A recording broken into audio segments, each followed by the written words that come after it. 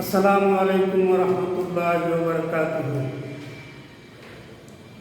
সুপ্রিয় শিক্ষার্থীবৃন্দ, আশা করি ভালোই আছো।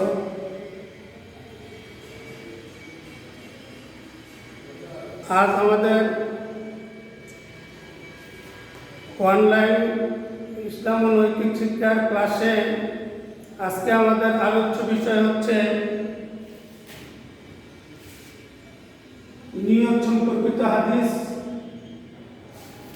ইসলামের মূল ভিত্তি সম্পর্কিত হাদিস। এই নিয়ে আমরা আলোচনা করব। তোমরা গভীর মনোযোগ দিয়ে কথাগুলো শুনবে এবং অনুধাবন করবে।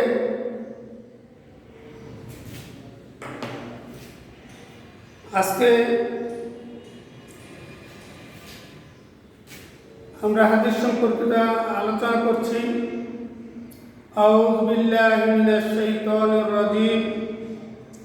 বিসমিল্লাহির রাহমানির রাহিম। নাহমাদুহু ওয়া নুসাল্লি আলা রাসূলিল কারীম। আম্মা বা'দ।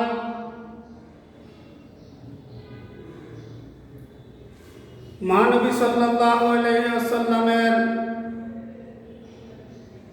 নিয়ত সম্পর্কিত একটি হাদিস, যে হাদিসটি বুখারী শরীফের সর্বপ্রথম হাদিস। নিয়ত সম্পর্কিত হাদিস মহানবী সাল্লাল্লাহু আলাইহি সাল্লাম নিয়তের ব্যাখ্যা বিশ্লেষণ করতে গিয়ে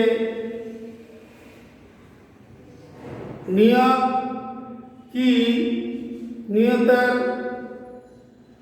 তাৎপর্য গুরুত্ব বিশ্লেষণ করতে গিয়ে আমাদের প্রিয় নবী হযরত মুহাম্মদ সাল্লাল্লাহু আলাইহি ওয়াসাল্লাম বলেছেন, ইন্নামাল আমালু বিন্নিয়াত, ইন্নামাল আমালু বিন্নিয়াত। প্রত্যেক মানুষের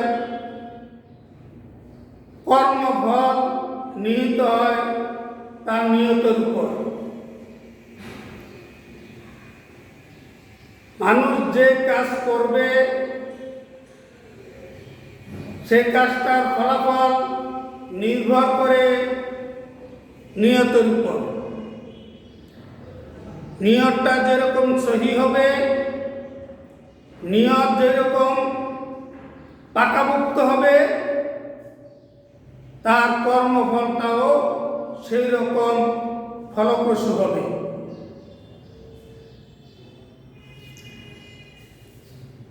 ইন্নামাল আমালু বিন্নিয়াত।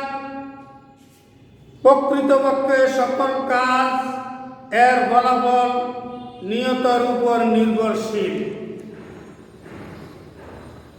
এই হাদিসটি বুখারী শরীফের সর্বপ্রথম হাদিস। এই হাদিসটির ব্যাখ্যায় বলা হয়েছে,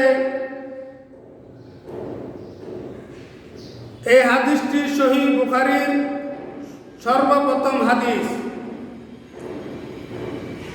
এর তাৎপর্য অত্যন্ত ব্যাপক। মানুষের সকল কাজই নিয়তের সাথে সংশ্লিষ্ট। নিয়ত বা উদ্দেশ্য ছাড়া মানুষ কোনো কাজই করে না। কাজের উদ্দেশ্যের গুরুত্ব ও হাদিস দ্বারা বুঝতে পারা যায়। সাথে সাথে কোনো কাজের উদ্দেশ্য কেমন হওয়া উচিত তাও এই হাদিসের তাৎপর্য বিশ্লেষণে জানা যায়।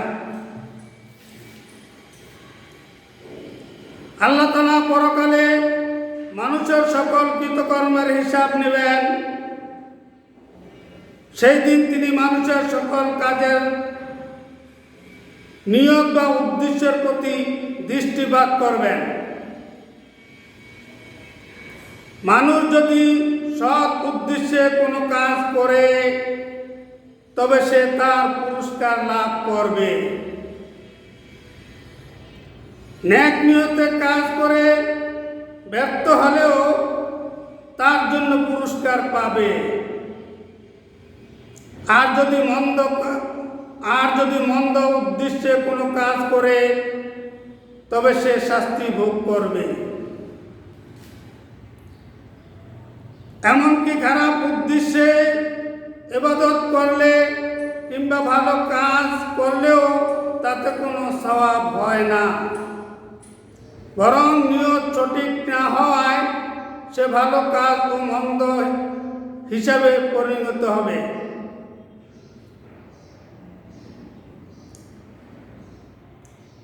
নিয়ত সঠিক না হওয়ায় সে ভালো কাজ ও মন্দ হিসাবে পরিণত হবে।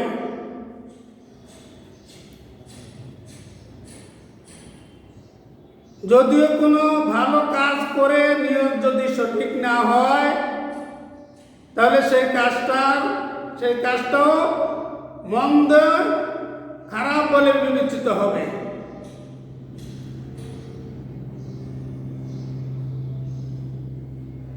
এই হাদিসের শেষাংশ জানলে আমরা নিয়তের বিশুদ্ধতার বিষয়টি আরো স্পষ্ট রূপে বুঝতে পারব।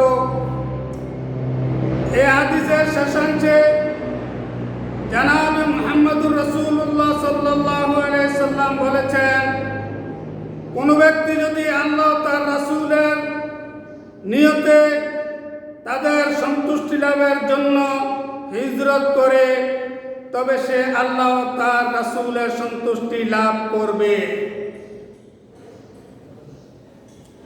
আর যদি সে পার্থিব লাভ বা কোনো স্ত্রীলোকের বিয়ে করার জন্য হিজরত করে তবে সে শুধু তাই লাভ করবে যে জন্য সে হিজরত করেছে। রাসূল পাক সাল্লাল্লাহু আলাইহি সাল্লাম বিশেষ এক প্রেক্ষাপটে এই হাদিসটি বর্ণনা করেছেন, আর তা হলো উম্মে কায়াস নামক একজন মহিলা ইসলাম গ্রহণ করে মদিনায় হিজরত করেন। তখন জনৈক ব্যক্তি তাকে বিয়ে করার জন্য মদিনায় হিজরত করে চলে আসেন। ওই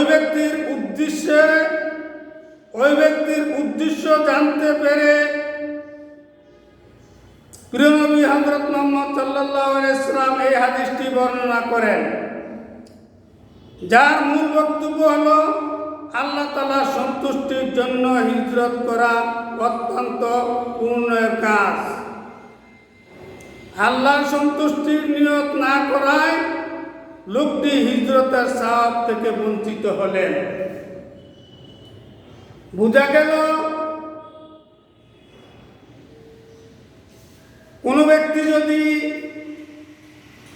আল্লাহ ও আল্লাহর রাসূলের সন্তুষ্টির জন্য যে কাজ করবে সেটা যদি নিয়ত সহিহ হয়, নিয়তটা যদি নির্ভেজাল হয়,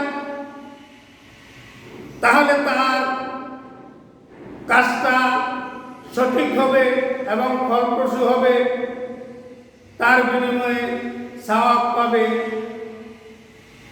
আর যদি আল্লাহ রাসূলের সন্তুষ্টি অর্জনের জন্য না হয় তাহলে সেই কাজটা ফলপ্রসূ হবে না। প্রত্যেক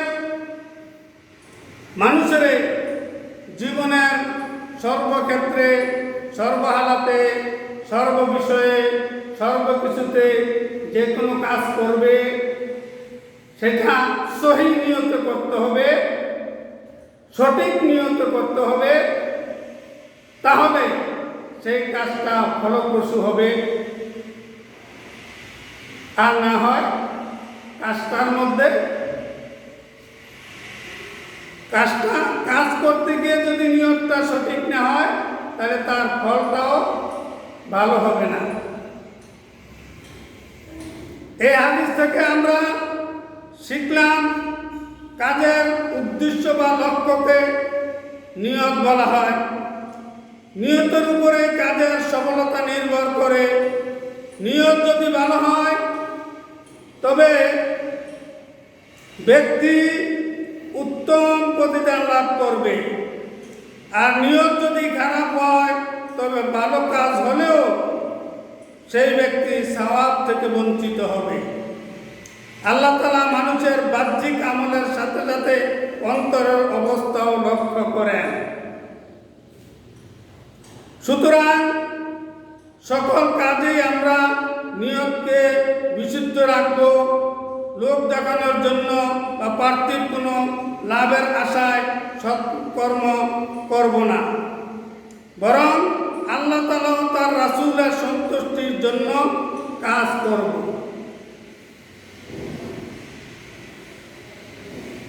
নিয়ত সঠিক না হলে কোনো কাজের ফল পাওয়া যায় না। আর নিয়ত যদি সঠিক হয় তাহলে তার ফলটা ভালো হবে, কল্যাণকর হবে, তার জীবনের সর্বক্ষেত্রে কল্যাণে ভরে যাবে, সকল কাজে কল্যাণ হবে। আর নিয়ত যারা বলে তার সকল কাজে অকল্যাণ হবে। আরেকটি হাদিস মহানবী সাল্লাল্লাহু আলাইহি সাল্লাম বলেছেন, সেই হাদিসটি হলো ইসলামের মূল ভিত্তি সম্পর্কিত হাদিস। বুনিয়াল ইসলামু আলা খামসিন শাহাদাতু আল্লা ইলাহা ইল্লাল্লাহ ওয়া আন্না মুহাম্মাদান আবদুহু ওয়া রাসূলুহু ওয়া ইকামিস সালাতি ওয়া ইতাইজ যাকাতি ওয়াল হজ্জু সাওমু রমাদান। ইসলাম 5টি ভিত্তির উপর প্রতিষ্ঠিত। এই সাক্ষ্য দেওয়া যে আল্লাহ ব্যতীত আর কোনো মাবুদ নেই, মুহাম্মদ সাল্লাল্লাহু আলাইহি সাল্লাম আল্লাহর বান্দা ও রাসূল, এবং সালাত কায়েম করা, যাকাত প্রদান করা, হজ করা এবং রমজানের রোজা রাখা। এই হাদিসটিও বুখারী শরীফে উল্লেখ করা হয়েছে।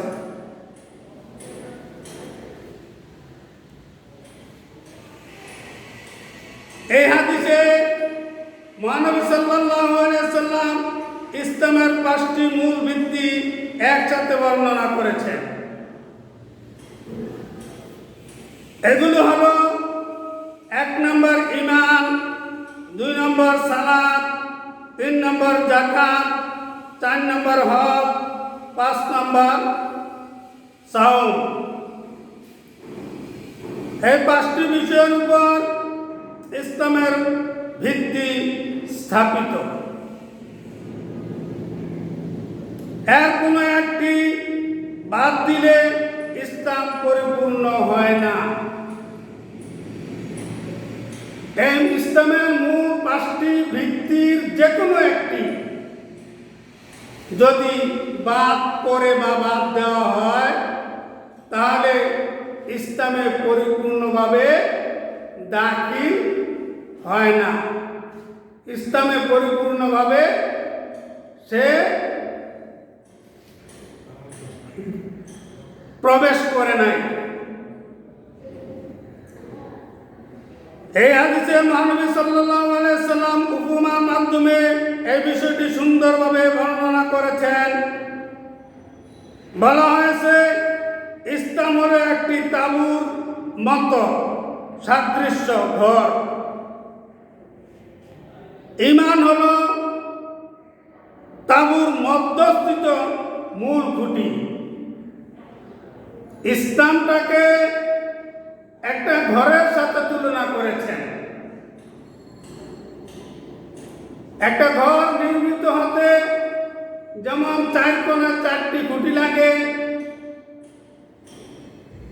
একটা তাঁবু তৈরি করতে 4 কোণে 4টি খুঁটি লাগে, আর মধ্যস্থিত মাঝখানে একটা খুঁটি উপরের দিকে যখন উঠাবে তখন এই তাঁবুটি একটা ঘরের মতো হয়ে যায়। মহানবী সাল্লাল্লাহু আলাইহি সাল্লাম ইসলামের মূল এই ভিত্তিটাকে 5টি ভিত্তিকে একটি ঘরের সাথে তুলনা করে বুঝাতে চেয়েছেন যে ইসলাম একটি ঘরের মতো, তাঁবুর মতো, যে তাঁবুটি নির্মিত করতে 4 কর্নারে 4টি খুঁটি লাগে, আর মাঝখানে একটা খুঁটি লাগে, তাহলে ঘরটি, তাঁবুটি সুন্দরভাবে প্রতিষ্ঠিত হয়ে যায়। এখন কোনো ব্যক্তি যদি ইসলামের এই মূল 5টি ভিত্তির যে কোনো একটি বাদ দিবে, তাহলে ওই তাঁবু নামক খুঁটিটি, একটি খুঁটি ভুলণ্ঠিত হয়ে যাবে।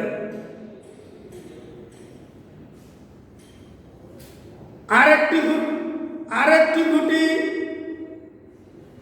যেমন ইসলাম, যে ব্যক্তি ঈমান আনবে আল্লাহর উপর, নবীদের উপর, ফেরেশতাদের উপর, মৃত্যুর পর পুনরায় জীবিত হওয়ার উপর, আখিরাতের উপর, তকদিরের ভালো মন্দের উপর, এগুলোর উপর যারা বিশ্বাস করবে, সে ইসলাম নামক মূল খুঁটিটি, অর্থাৎ তাঁবুর মূল খুঁটিটি, মধ্যস্থানের খুঁটিটি নির্মিত হয়ে যাবে।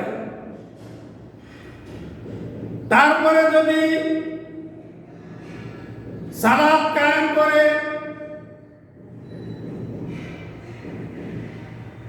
সালাত নিজে পড়ে অন্যদেরকে পড়ানোর জন্য উৎসাহিত করে তাকিদ দেয়, তাহলে তাঁবুর আরেকটি খুঁটি প্রতিষ্ঠিত হয়ে যাবে।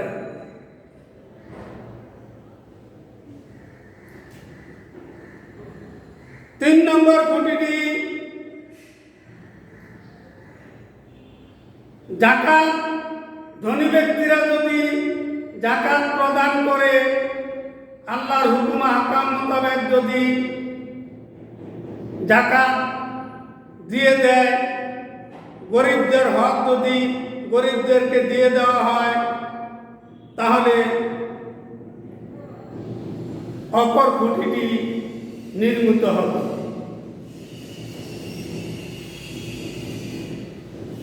4 নম্বর খুঁটি,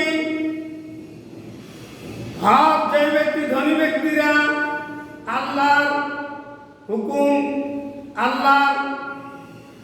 আল্লাহকে সন্তুষ্ট করার জন্যে হজ করবে, আল্লাহর ঘর জিয়ারত করবে, তার জন্য আরেকটি খুঁটি নির্মিত হয়ে যাবে। 5 নম্বর খুঁটি হচ্ছে মুসলমান যদি রমজানের রোজাগুলি সম্পূর্ণ করে, তাহলে 5 নম্বর খুঁটি নির্মিত হয়।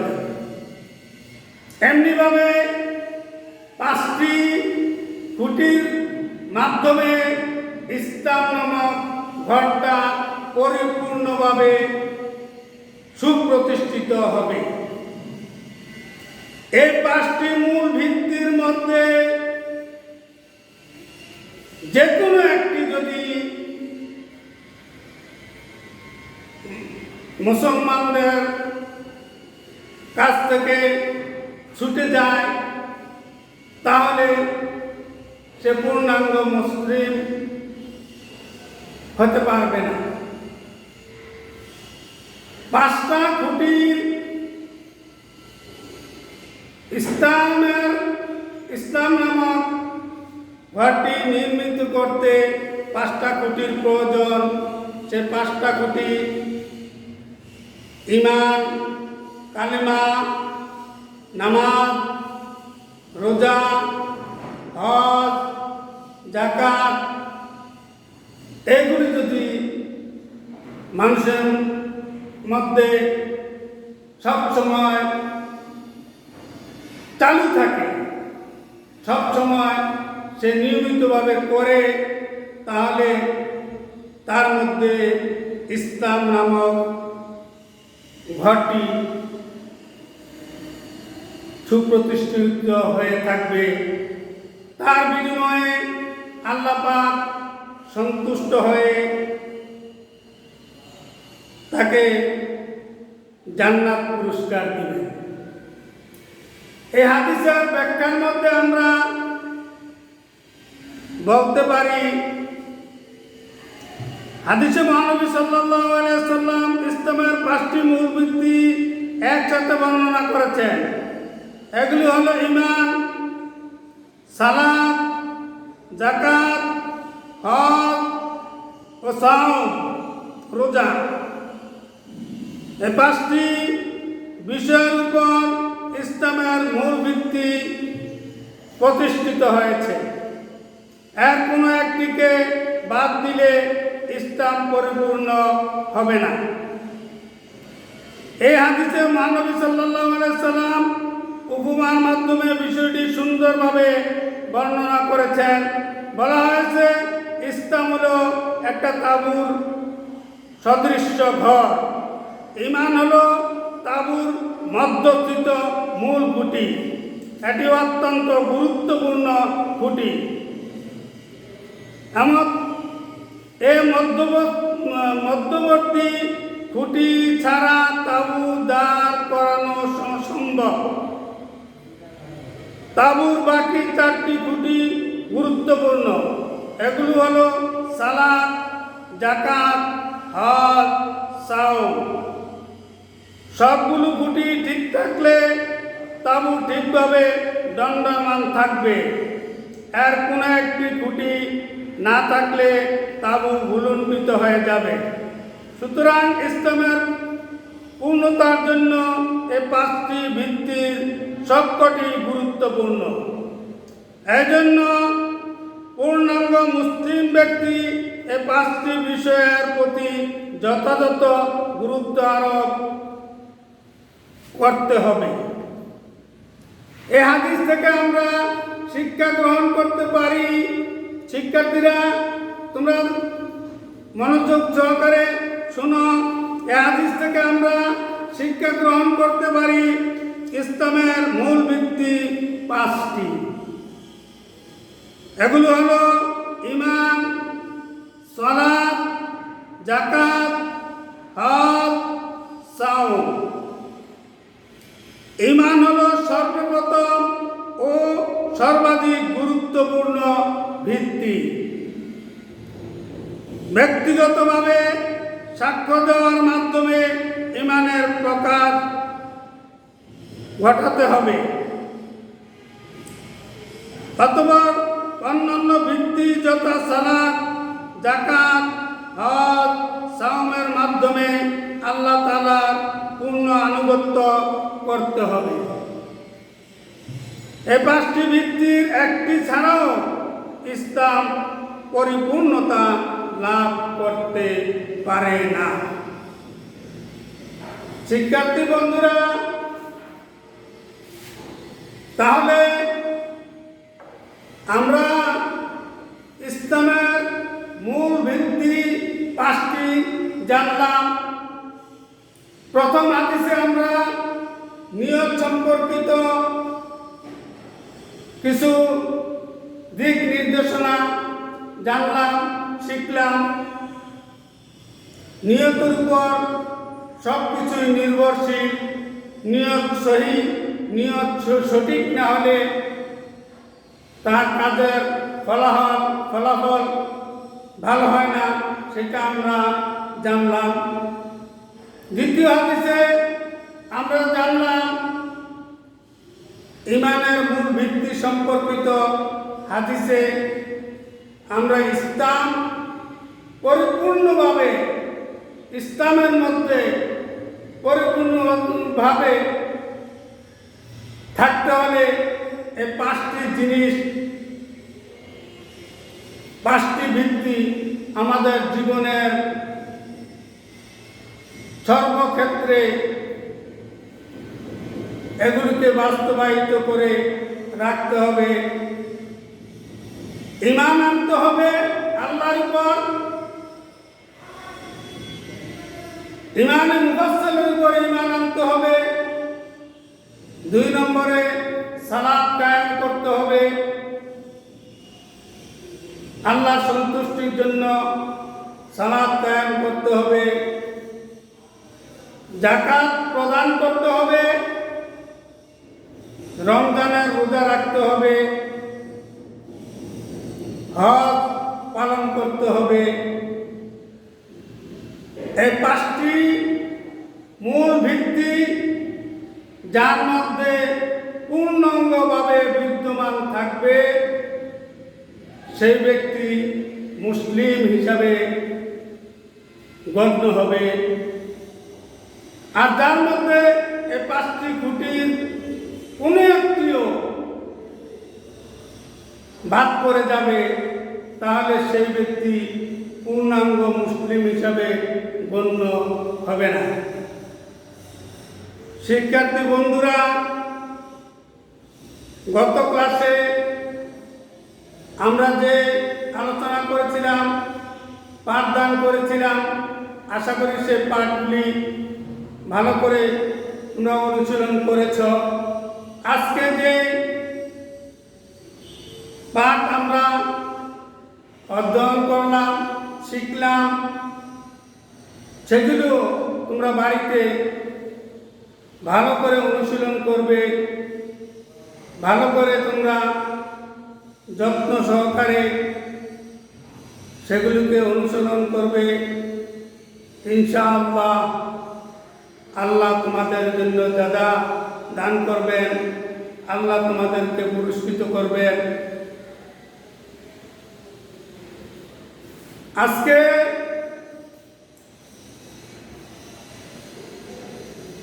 যা শিখলাম সেগুলিকে তোমরা ভালো করে পড়বে।